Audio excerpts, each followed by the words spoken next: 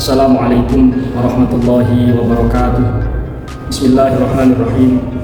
Alhamdulillah wassalatu wassalamu ala Rasulillah Sayyidina Muhammadin ibni Abdillah. Rabbi shrah li sadri wa yassir li amri wahlul 'uqdatam min lisani yafqahu qawli. Amma ba'da. Yang sangat saya hormati pada Bapak Alam Talam SUD MAG selaku pengampu mata kuliah Fikih Muamalat. Semoga Bapak senantiasa dalam lindungan Allah Subhanahu wa taala. Juga tak lupa kepada segenap teman-teman kelas B24 yang sangat berbahagia. Pertama, marilah kita panjatkan puji syukur kehadirat Allah Subhanahu wa taala atas segala limpahan kenikmatan yang telah diberikan kepada kita semua, sehingga kita dapat menjalankan aktivitas kita dengan lancar, termasuk aktivitas dalam perkuliahan jarak jauh di UIN Syekh Nurjadi ini. Dua kalinya sholawat serta salam semoga tetap bercurah limpahkan kepada junjungan kita Nabi Agung Nabi Muhammad SAW. Semoga kita benar-benar diakui menjadi umat beliau dan kelak di hari kiamat mendapat syafaat dari beliau. Amin ya rabbal alamin. Selanjutnya, perkenankan kepada saya untuk mempresentasikan terkait transaksi akad jual beli sebagai pemenuhan tugas dalam mata kuliah Fikih Muamalat. Pada presentasi kali ini saya membagi materi menjadi 4. Materi yang pertama ini membahas tentang dasar akad jual beli. Yang menjadi landasan diperbolehkan jual beli adalah firman Allah Subhanahu wa taala dalam surat Al-Baqarah ayat 275. A'udzubillahi minasyaitonirrajim. Wa ahallallahu al-bai'a wa harrama riba. Dan Allah telah menghalalkan jual beli dan mengharamkan riba. Dalam tafsir Al-Misbah, Prof. Quraisyihab menjelaskan bahwa jual beli dalam Islam dihalalkan karena sifat transaksinya yang berbeda dengan riba. Jual beli adalah transaksi yang melibatkan usaha dan aktivitas dari kedua belah pihak yang terlibat, serta memberikan manfaat yang seimbang bagi keduanya. Keuntungan yang diperoleh dari jual beli berasal dari kerja manusia dan pengelolaan yang baik, sehingga transaksi ini mengandung risiko untung dan rugi, tergantung kepada keahlian dan situasi pasar. Sebaliknya, riba adalah praktek yang justru memberikan keuntungan sepihak bagi pemilik modal. Dalam riba, keuntungan didapatkan hanya dari berjalannya waktu, tanpa adanya kontribusi nyata dari kerja usaha maupun keahlian manusia. Ketika seorang memberikan pinjaman dengan mengambil bunga, dia tidak memberikan nilai tambah terhadap usaha pihak yang meminjam. Ini menimbulkan ketidakadilan karena keuntungan yang diperoleh tidak seimbang dengan pengorbanan yang diberikan. Riba diharapkan karena sifatnya yang merugikan salah satu pihak dan hanya menguntungkan pada pihak peminjam, pada pihak yang meminjam.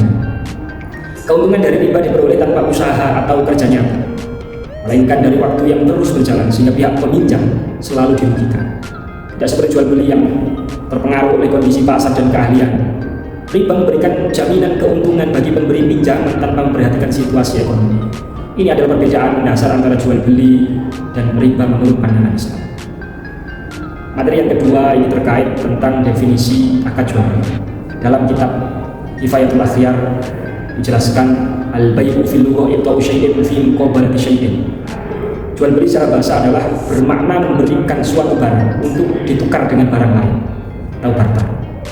Wa fi syar'i muqabalatu malin bi malin qabilain litasarrufi bi ijabin wa qabulin al-wajhil ma'dhur fihi.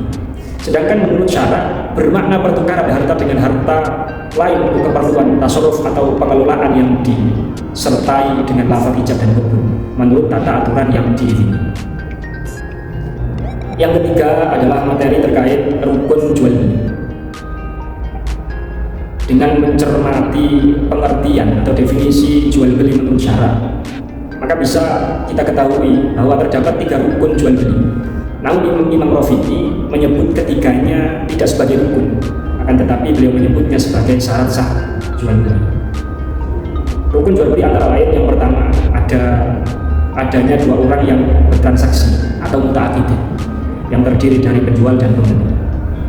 Rukun kedua adalah adanya syighah atau lafaz yang menunjukkan pernyataan jual beli antara penjual dan pembeli, yaitu lafaz ijab dari penjual dan qabul dari pembeli.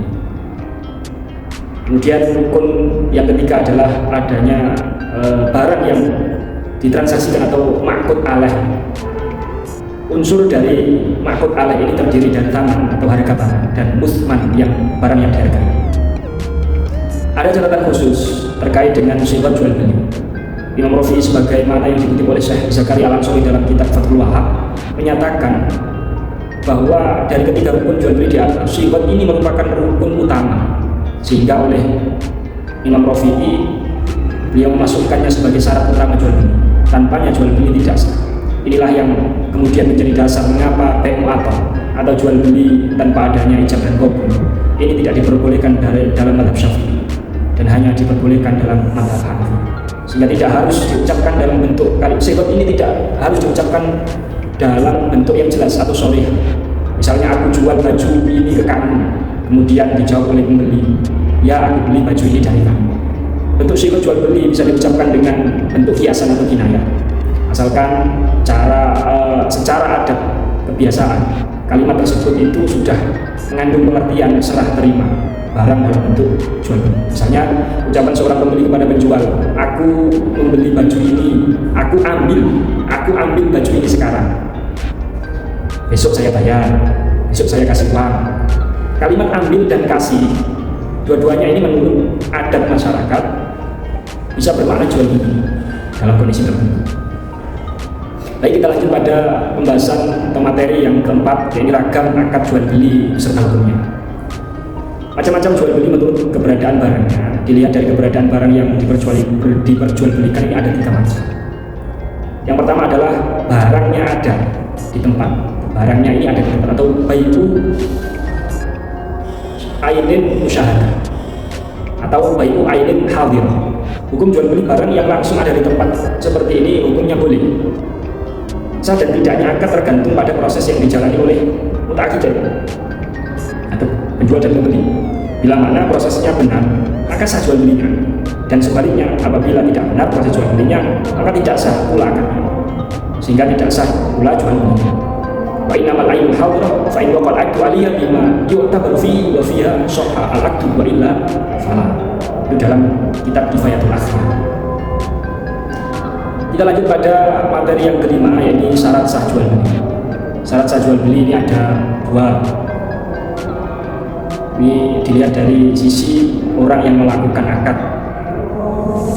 Ini yang pertama, syarat yang pertama adalah kedua pihak, yaitu penjual dan pembeli sama-sama ahli dalam jual beli. Maksud dari ahli di sini adalah bukan seorang anak kecil atau sobi, tidak majnun atau gila, dan tidak safi atau bodoh. Jika melihat ketiga unsur ini, maka pada dasarnya jual beli itu sah bila pelaku adalah seorang yang berakal. Ketika kedua penjual dan pembeli dalam kondisi sedang terkena musibah sehingga kehilangan akal untuk sementara, maka jual belinya tidak sah.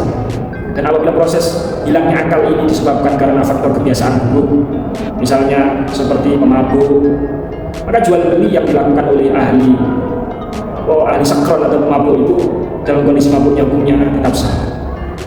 Kedua, yakni syarat daripada transaksi jual beli adalah kedua muta'aqidain memiliki hak memilih atau khiyar.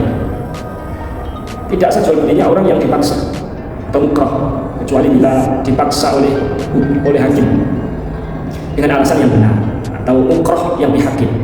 Contohnya, terpaksa menjual barang yang menjadi haknya untuk melunasi hutangnya sendiri. Maka meskipun terpaksa dalam menjualnya atau kepepet, hukumnya adalah sah. Contoh lainnya, seorang hakim paksa agar orang yang membeli barang yang dirusaknya itu membeli dalam rangka menebus atau bertanggung jawab atas resiko dari ulahnya sendiri. Hukum jual beli semacam ini adalah boleh atau sah. Kedua syarat ini berdasarkan keterangan Syekh Taqiyuddin Abi Bakar Al-Husni dalam kitab Kifayatul Akhyar.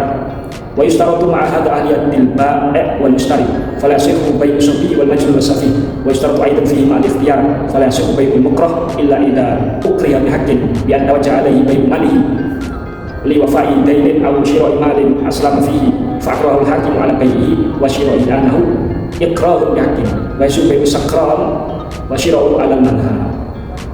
Demikian presentasi kali ini. Jika ada salah dan kurangnya, saya mohon maaf sebesar-besarnya. Semoga presentasi ini bisa memberikan keberkahan dan kemanfaatan bagi kita semua. Allahumma muwaffiq ila aqwamit thoriq. Wassalamualaikum warahmatullahi wabarakatuh.